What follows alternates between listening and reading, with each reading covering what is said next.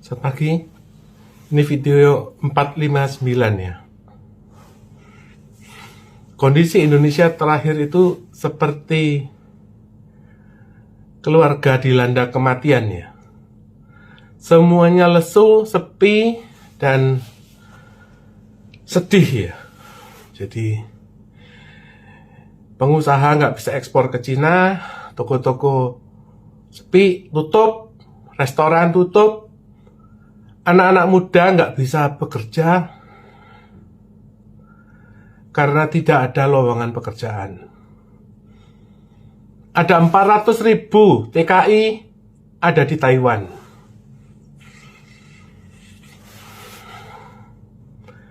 Itu menyedihkan ya. Kenapa? Ada 400.000 gadis-gadis Indonesia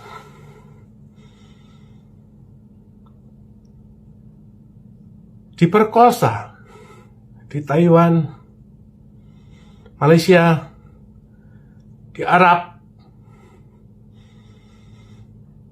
Mereka itu adalah keturunan kita.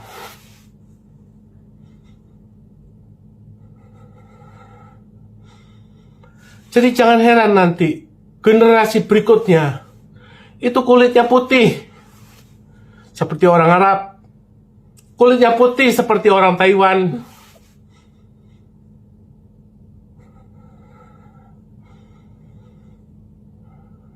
Itu adalah akibat dari kelalaian pemerintah. Kenapa disebut kelalaian pemerintah? Kira-kira begini ya. Tuhan itu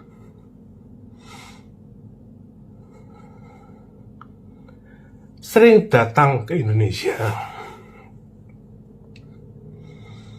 Tuhan sering datang ke Indonesia. Tahun 1942, dunia itu hancur oleh Jepang. Itu berhenti setelah Jenderal Douglas MacArthur diberitahu adanya emas VOC senilai yang kemudian dirampas dari Jepang, dari kapal Yamashita, langsung Hiroshima dan Nagasaki dibom nuklir, perang dunia berhenti. Itu karena Tuhan ada di Indonesia yang memberitahu kepada Jenderal Douglas MacArthur. Tahun 50, jenderal yang sama, Jenderal Douglas MacArthur, perang Korea melawan Cina. Apa yang terjadi? Sekutu kalah, Inggris kalah, Amerika kalah oleh tentara Cina. Oleh karena itu, sejak itu Presiden Harry Truman mengatakan bahwa tidak boleh lagi ada gangster militer, artinya militer yang sok kuasa, yang abuse, yang saling makan satu sama lain. Itu nggak boleh, dilarang ya. Artinya penyerbuan militer itu tidak boleh atas ambisi militer, tetapi harus seizin presiden dan senator.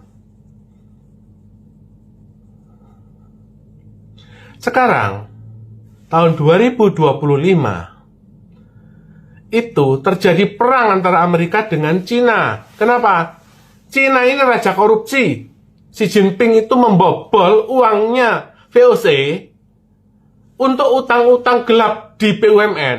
Begini loh ya, kalau kamu misalnya gini ya, kamu punya emas ada di Indonesia. Ya.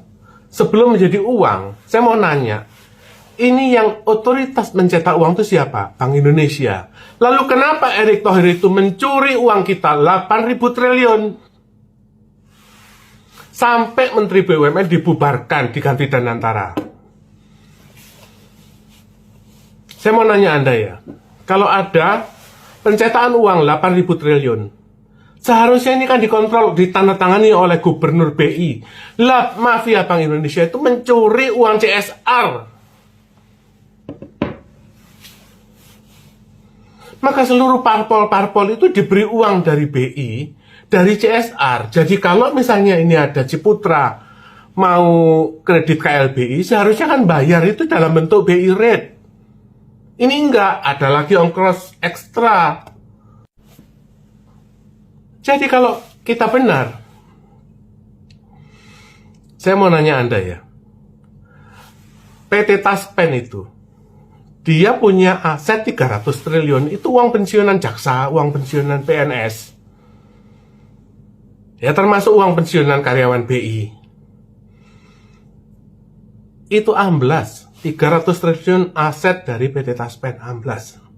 Itu pun Antonius Kosasi itu menyisakan utang kepada Cina 400 triliun. Jadi 700 triliun itu amblas. Jadi istri-istrinya Antonius Kosasi, apa yang dilakukan?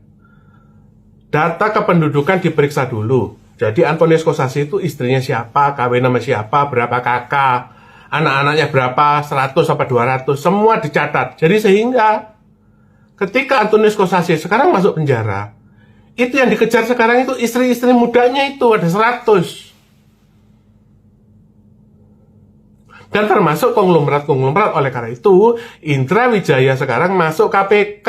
Kenapa? Dia yang makan itu duitnya Taspen. Oleh karena itu, ya, Tuhan itu sayang dengan orang Indonesia. Duitnya dirampok Jokowi 2.600 triliun, sekarang dibalikin lagi ke Bank Indonesia. Asal jangan dimakan lagi CSR lagi oleh Pak Peri Warjio, kumat lagi, edan lagi, sekalian kamu melepuh.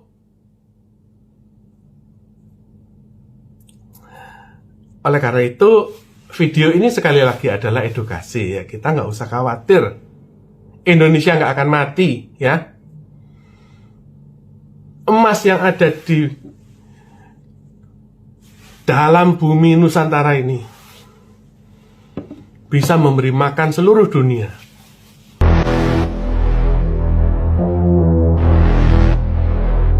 Gila, 2.600 triliun rupiah, perang rekening dorman. Oleh Christovita Wiloto, Chairman Strategik Indonesia. Tuhan tolong bukakan rahasia ini bagi dunia, terutama rakyat Indonesia.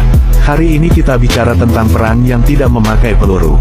Tidak ada darah di jalanan, tetapi luka yang dalam sedang menganga di hati bangsa ini. Namanya rekening dorman.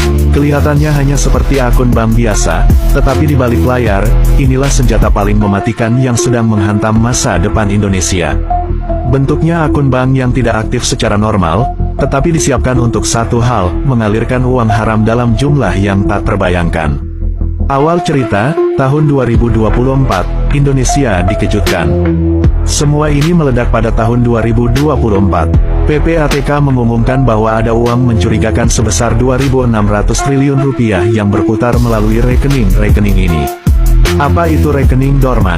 Itu adalah rekening tidur, yang tidak ada aktivitas normal, tetapi mendadak menerima aliran uang besar dan kemudian ditarik lagi ke berbagai pihak.